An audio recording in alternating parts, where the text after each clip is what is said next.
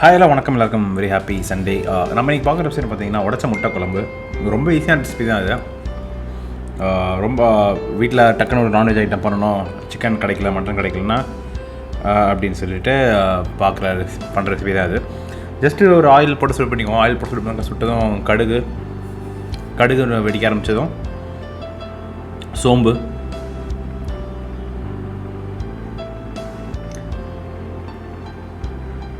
அதுக்கப்புறம் கொஞ்சமாக பட்டை கிராம்பு, அப்புறம் ஏலக்காய், பச்சை மிளகா, கொஞ்சம் கீரைன பச்சை மிளகா, அந்த ஃப்ராக்ரன்ஸ் ஆயில் இன்ஃப்யூஸ் பண்ணுறதுக்காக கொஞ்சமாக கருவேப்பிலை, மல்லி இலை போட்டு முடிச்சதும் அது கொஞ்சம் இதாகிற டைமில் பார்த்தீங்கன்னா வெங்காயம் சாப்டு ஆனியன்ஸ் போட்டுக்கோங்க.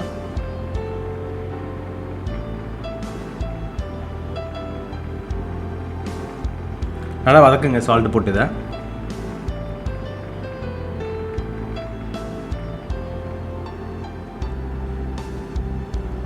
அதனால் வதக்கி முடிச்சதுக்கப்புறம் பார்த்தீங்கன்னா தக்காளி ஆட் பண்ணுங்கள்.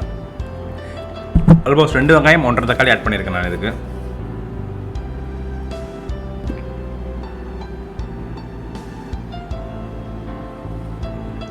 நல்லா வதக்கி குக் பண்ணுங்கள்.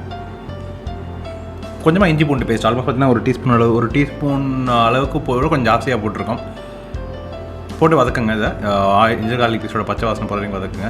தக்காளி ஆஃப் டர்னில் இருக்க போய் போட்டுருங்க. தக்காளி குக்காய் முடிக்கிறதுக்கும் இஞ்சி பூண்டு பேஸ்ட் குக்காய் முடிக்கிறதுக்கும் டைம் கரெக்டாக இருக்கும்.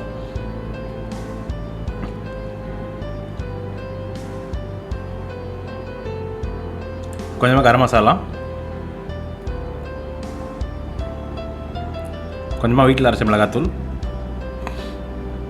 குழம்பு மிளகாத்தூள் செப்பரேட், தனியாத்தூள் செப்பரேட் ஆட் பண்ணுறேன்.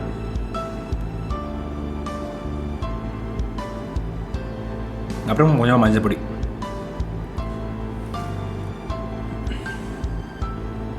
இதை போட்டு நல்லா மிக்ஸ் பண்ணி வதக்கிடுங்க.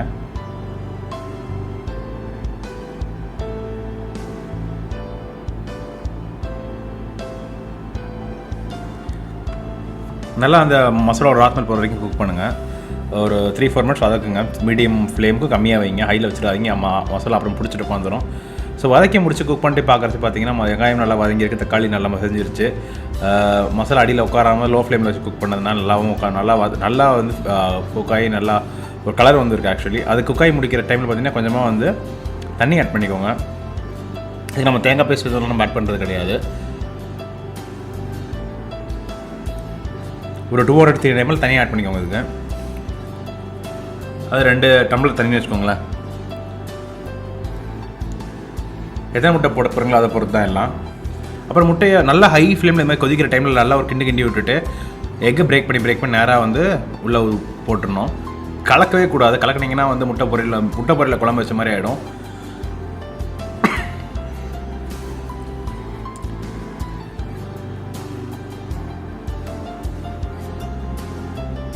வேறு இடத்துல ஒரே இடத்துல உடச்சி விடாமல் கொஞ்சம் தள்ளி உடச்சி விட்டிங்கன்னா நல்லாயிருக்கும். ஏன்னா ஒரு பக்கத்தில் போட்டிங்கன்னா அப்புறம் எடுக்க பிரிக்க முடியாது. ஸோ எக்கு ஸ்க்ராம்பிள் எக் மாதிரி இல்லாமல்